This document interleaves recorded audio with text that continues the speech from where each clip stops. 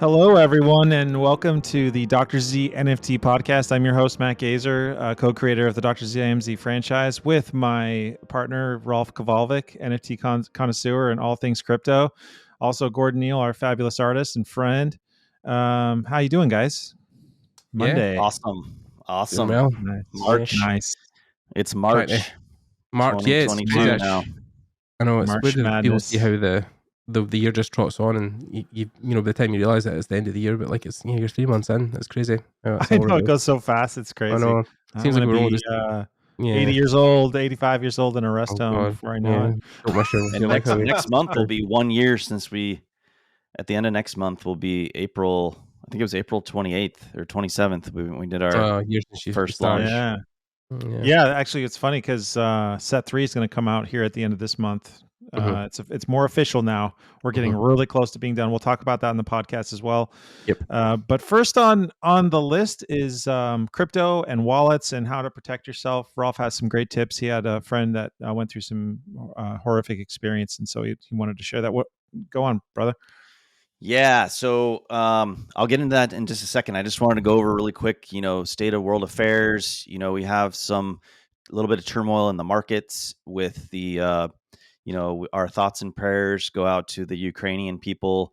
There's, stuff's going on there. And then just the economy, it's kind of jolting the world economy because so many raw resources come from Russia that people don't realize. A lot of the raw metals that are used in like electronics and things, including oil, it's just a whole disruption. And we just want the whole world should be connected so that wars just can't even happen because it's just too much of a risk. But anyways, crypto's going to be up and down, so it's an opportunity for people who are savvy. When it goes down, pick it up for a little bit cheaper. When it goes up, sell it for a little bit more. So we're going to have a little bit of turmoil here probably in the next few weeks and months. But overall, crypto is going to go up like it always does. So I was going to talk about really quick, just crypto hygiene real quick, because we had a friend who lost control of their Wax wallet. And so just so everyone knows, some sites, some places allow you to reset your 2FA, which is the two-factor authentication. But with your Wax wallet, it's impossible. They say that they may have something in the future, but just be aware that if you do put your 2FA on your Wax Cloud wallet, make sure you have backup where your password is, where you store that 2FA. If it's on Authy or Google Authenticator, it's really good to have a second device too. I have I think 5 phones and an iPad, and because if one of these things fails, you could lose all of your crypto stuff. So it's really good to have a backup. I even keep a backup in a safety deposit box, just because if my house burned down, you kind of have to think about these things, like worst case scenarios. For the average person, it's good to just have a backup phone, which could just be an old phone. When you get a new phone, just keep your old phone, and just make sure if you do turn on the 2FA, which is for security purposes, that you have that backup, because a year might go by or 2 years, everything's great. And then all of a sudden you're like, oh no, I lost it. And there's just no way to get it back. So, that's today's. That's a really unfortunate situation. Yeah. I mean, I think you were saying on the Wax main website, they have in bold letters somewhere, save your password. Yeah. It's like, warning, if you lose your 2FA, there's no way to reset it. So just everyone should be aware of that. And now we can move on to the next subject. But it's good. It's good for everyone to go back and make sure you remember where your passwords are, what you're doing. Do you have it set up in a way that if in a worst case scenario, you just never know. I mean, I got in a car accident this weekend. It was really minor, but luckily no one got injured. You mentioned that. Yeah. Crazy you mentioned that, because my neighbor across the street from me, he was up in Tahoe with his family, and the truck slid on ice, hit an embankment, and rolled 3 times. Everyone's totally fine. but it crushed the cabin a little bit and everything. And they came out Wow. without even a scratch, which is pretty wild. Must have been a weekend of crashes. How you didn't tell me that this morning? That's crazy. You okay? Yeah, it was just Yeah, I mean, there was a witness who came over and said, that it wasn't my fault. So I don't know what happened. I think we were in a parking lot. I was going about 5 miles per hour as I was turning to exit, and this car just came out of nowhere, like in a parking lot, going maybe 20 miles an hour, Clipped you. and just clipped me. And then we exchanged information, and I guess Geico doesn't want to talk to you on the weekends unless you need roadside service. So if it's a fender bender, that's what you get for a lizard. You can't even get through to Geico on the weekend if it's a fender bender. So I'm assuming Geico, hopefully they call me back, or I guess I have to get in the waiting queue. But anyways, back to crypto. Crazy. Sorry. Moral of the story is you never know what could happen in life. So just make sure you have your passwords saved somewhere. I know I had a friend who was, a crypto billionaire, and he actually had paper wallets. Like Bitcoin, you can actually have a paper wallet, and he had it engraved on metal plates so that literally if your house burned down, he'd have those metal plates, right? That would have the code to the wallet of Bitcoin. So wow, it's good to think about these things. I mean, for me, I use Google Titan as well, which is another security protocol so that no one can break into your account. But again, like the more security layers you add, the more you have to write down how to get through those security layers. So everyone just be aware of that. Okay. So now we're moving on to set 3. Set 3, man. I mean, it's cooking. It's coming together so well. I just posted a bunch of fabulous fronts to the cards that are kind of new for the set today. That's just a small little sample. I think I did like 4 of them.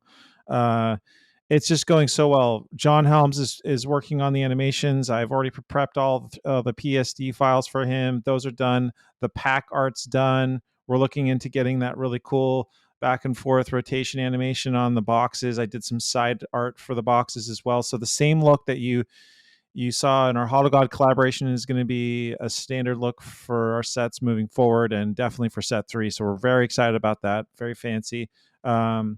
Just contacted our graphic designer this morning.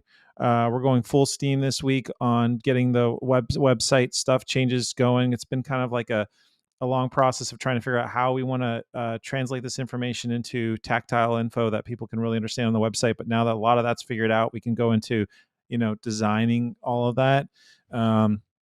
And we're just going to have, an actual in the games tab. We're going to actually have, the 3D game and then the 2D game tab that will take you to 2 separate pages that will be just all laying out lots of crazy information on how we see those 2 games happening, and then how all the cards in our current collections, A and B equals C kind of thing. We're just trying to remove any barriers and confusion for collectors out there. I know it's a long time coming, and I really do think in the next couple of weeks we're going to have that all laid out for you. So just hang tight, and thank you so much for being patient, fans. We just got so many things going, and it's all heading into a very positive direction. And Gordon's working on some animation for us too, right? On the micro mech suit. Yeah. We've done a couple of cards. There's about 6 I think I've done that are all animations for different cards, and the mech suit's one of them. Yeah. The mech suit's probably the most involved and the one that moves the most. Yeah.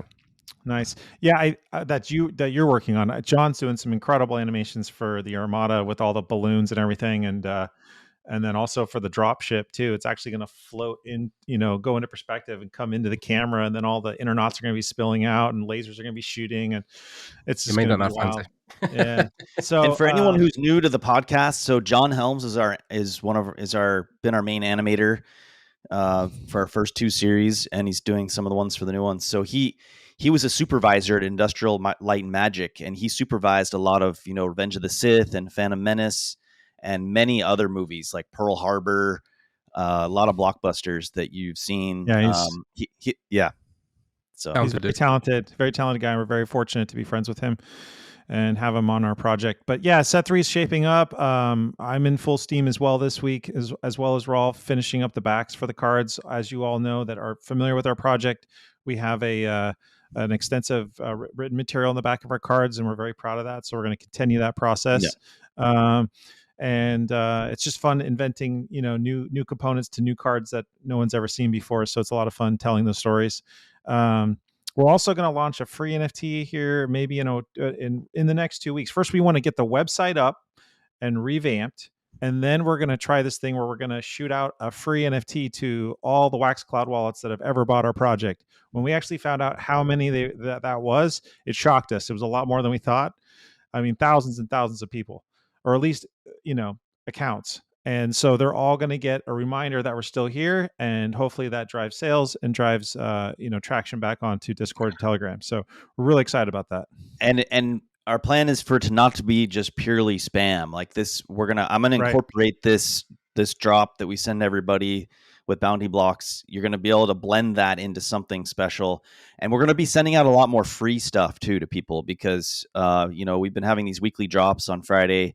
But, I think it's important to, especially with the new people and getting out, we want to have some free NFTs for people that they can also blend into other cool stuff. So, we really appreciate everybody who's been supporting us because, every cent you give us goes into the project.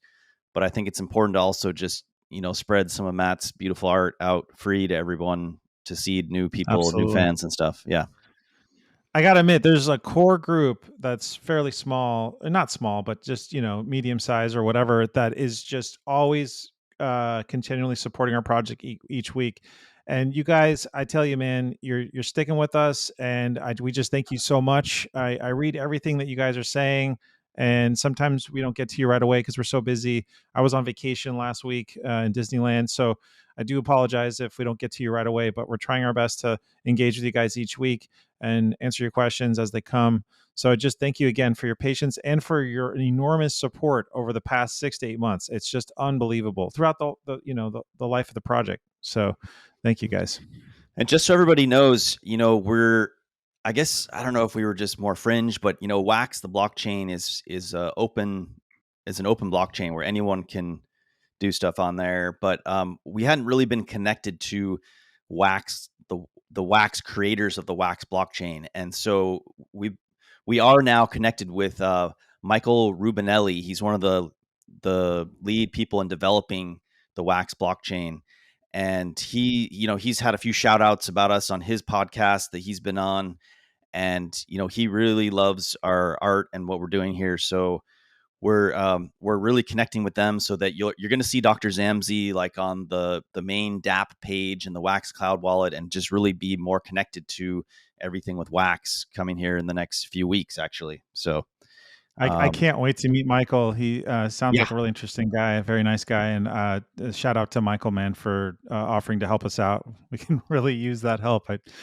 Amazing. Yeah, and I think his job too is just to kind of sift through all of there's so many projects and just try to figure out which ones he sees potential in. So he really wants to extend all of the tools that Wax has to offer that we may not be aware of, and develop this, our vision for connecting NFTs to games and TV shows.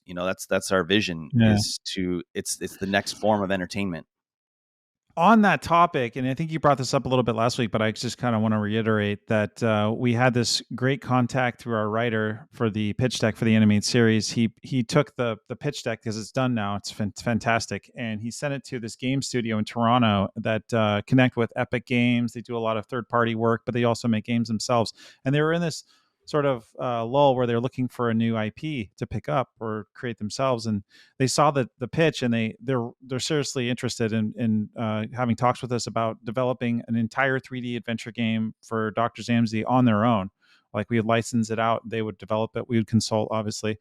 They're less interested in the NFT side, which is fine. It would just be probably a PC game or a console game that would come out, which would be great for the franchise. Yeah, the marketing boost for the franchise would be amazing. Yeah.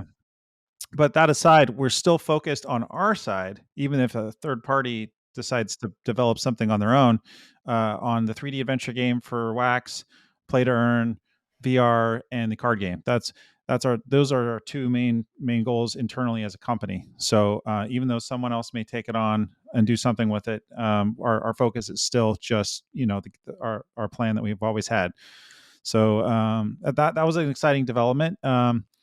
This is a little it took me a minute to wrap my head around it, because we're making a 3D game and a card game, and I was like, well, wait, are they going to do it now? But it's like Star Wars. There's 1,000 different Star Wars games, and it would literally just be us licensing Dr. Zammsy to this company, who they just take it from there.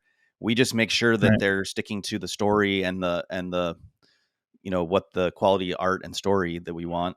But then we're still making our game, so it's just a way to spread out the love of Dr. Zammsy, the world. So set 3 is coming up at the end of this month, and then our huge project with Yoshi Drops is scheduled for June. We're in contracts with them back and forth, and that's going really well and very exciting. So much in development right now. It's just great. And also VC too. Like my mom actually found a bunch of different firms that have shown interest and want us to provide business plans and all these extra things to help inform them making a decision to help fund our projects. But we're no longer searching for people who could be interested. We're actually finding people that are kind of already are, which is really cool. So that's encouraging as well. And as those people come online, our team grows, and then it's just off to the races. So really cool. Cool. So I guess we can switch over to pop culture stuff. Pop culture. I know I'm talking a lot, and I do apologize. I'll give you guys a second. I just want to mention last night I went and saw the new Batman with Robert Pattinson, and I'm here to report it was far too long, almost exactly 3 hours long. It was too dark. There was just I'm all about grittiness, but it was at times it was almost hard to see the characters. It was just so gritty and so dark, and not enough action. Way too much talking, way too much time on dialogue that needed to be cut, shortened up. And I got a headache and wanted to leave after 2 hours. I was done, but I had to sit for another 56 minutes. So my recommendation is don't spend your money in a theater on this. Wait till it comes out free somewhere. Who knows?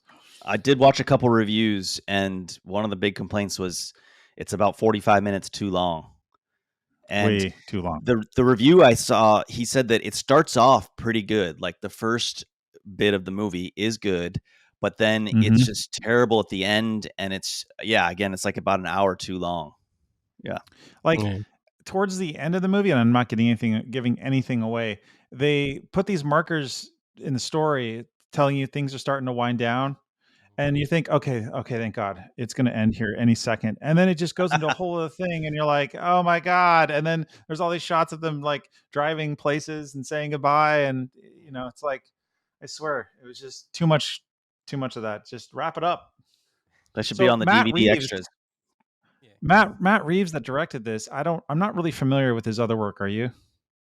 Yeah, so Matt Reeves is a kind of well-to-do director who has done, typically in the past, has done probably more comedies than actual action films, but he does also specialize in intense drama and horror. So he done some of the Cloverfield movies, which were way back in the day, and some of the Dawn of the Planet of the Apes films as well. Okay. Darker Grey. For me, I think what I was talking to this about, because I'm a lifelong Batman fan and have been all my days, so Batman's a huge thing for me. And a couple of things. I know that the way they went with these films, because they're based more on the Year One comics and the Detective comics, then it's going to alienate a few people, because I think with Christopher Nolan's Batmans, they had a more mass appeal because of the way he shot his movies. I think he was definitely trying to balance dialogue, action, and drama, like on that kind of whole thing. The Batman movies now, I think, especially the way Pattinson's playing it and the way Matt Reeves is directing it, it is a detective movie. So there is less action and more thinking, which for me as a Batman fan makes sense. But then for people probably who are used to the Nolan stuff, less, maybe even like the Michael Keaton stuff. I mean, they do a good job mentally really playing out these complex riddles and how they try and find the solutions. And there is a lot of detective work, but the part that for me that was missing is all the gadgetry. I mean, at some point, this guy pulls out a gun and Batman's like, you don't need that. And he's like, it's easy for you to say. And he just keeps going in with his gun. It's just like it, Batman uses anything and everything and all his technology to get him out of stuff. And he was a super badass, but like anti-gun kind of vibe fell over the movie. And I don't know if that's a trend. Well, it's more a thing where if you read the original comics, because his parents were gunned down, that's a whole mentality he takes with his whole career, is that he wants to be anti-guns. So he tries to do everything he can to not involve guns in it. Is his thing. Because a lot of the times when the franchise started getting into like the George Clooney phase and stuff like that, like the gadgets were just everywhere, right? That you had guns for everything, you had stuff that shot stuff and harpoons, and I think it's getting more down to the grounded level of Batman. If you really, because even Nolan done that to an extent where he tried to, realize the whole Batman universe, but on the real world. Like he tried to make, because Gotham really is Chicago, so he tried to really bring that whole vibe into like the Nolan films. But I think with Matt Reeves, he's went even deeper into the comics. But then I think, again, the further you go into the source material, you might start to alienate the more general populace who aren't huge super fans of Batman, but like do like superhero films. So it's I mean, his car was super amazing, and the car chase scene was phenomenal and super epic.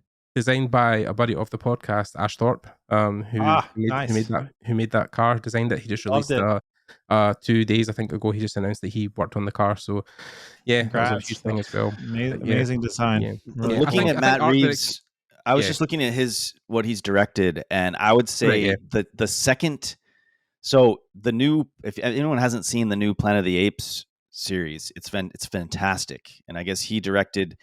The best one in the series is the second one, Dawn of the Planet of the Apes. Dawn of the Planet Apes, yeah. It is like one of the best movies ever. Like I thought that should be nominated for Best Picture. Like that is a fantastic. It did get a couple of nominations. I think it won anything. So, but still. The third one was good, but not as good as the second one. But the second one was just unbelievable. Cloverfield, I thought was a little hard to watch because it's kind of a found footage type show. Yeah. Mm-hmm. I mean, if you look at the Batman films, especially Matt Reeves' recent one, I mean, for me, because I played the Arkham Asylum games, and the way those games were played out were like horror games. And I think that Batman, if you read the comics, even the Year One stuff and Hush and Killing Joke, Batman really works as a horror detective film. It really is what it's supposed to be. I mean, the only thing I think was wrong with this film was that it wasn't rated R, because I think it could have expanded so much more beyond what it was doing. It was PG-13, but I think it's difficult. I think the further you go into the source material in any superhero, you're starting to draw back on the generalization of what will appeal to the mass audience. But I think Reeves was really convinced about making the best Batman film he could. So, but the Metacritic just now standing at 6. I still fall with Christopher Nolan. He killed it. All three of them were fantastic. And Bane with I forget the whole 3 films were incredible. I mean, Dark Knight obviously won a bunch of Oscars as well for design and Best Supporting Actor, Heath Ledger. I remember literally finishing the end of that movie, Dark Knight, and just going, "Oh my god, that was freaking effing amazing!" And just going, "Yes!" The end and even the way it ends when he's in the motorcycle, like, you're like, yeah. On the topic of DC projects, DC. Go ahead.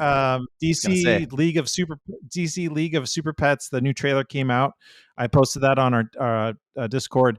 On the very beginning of the trailer, they show one of my pride and joy designs from the movie that I worked on, which was the apartment bridge. So the spans of the bridge are actual apartments, and I had so much fun designing that, and they nailed it. It looks just like my design. Mm-hmm. I designed a bunch of stuff in there, but it's so cool to finally see, an animated movie project that I was working on before I dived into the NFT world come to life, come to fruition. And I think that's coming out this summer. I'm not sure, but it's coming out really soon. Yeah. So check that out, and tell me your feedback. It's cute. It has Keanu Reeves as Batman, which is pretty cool. His voice. It was really supposed to come out last summer, but it got pushed back to this summer. May 20th is coming out this year. Yeah, COVID. Yeah. Which I'm sure gave them more time to finesse the renders and make things even better. Stuff. Yeah. It's got an all-star cast. The cast is like everybody. Yeah, Dwayne Johnson's Crypto, and Kevin Hart is Batman's dog as well. So but it's got Keanu Reeves and Kate McKinnon are in it too, and John Krasinski from The Office. A bunch of people. A whole bunch of people. It's going to be huge. It's going to be a huge movie. I think they're huge marketing campaign for this one. I remember. Pets have exploded since COVID. I mean, if there were I think 50. There's probably 50% more pets in America now than there were before COVID. I think it makes sense as well, because I think a similar bunch of studios also done that Life of Pets film as well, and that was a huge success because I think it had 3 films. So I mean, like they were super popular. So yeah, I think they're probably drawn off that. But then there's a whole comic series as well. There's a whole comic series of DC Pets as well that I've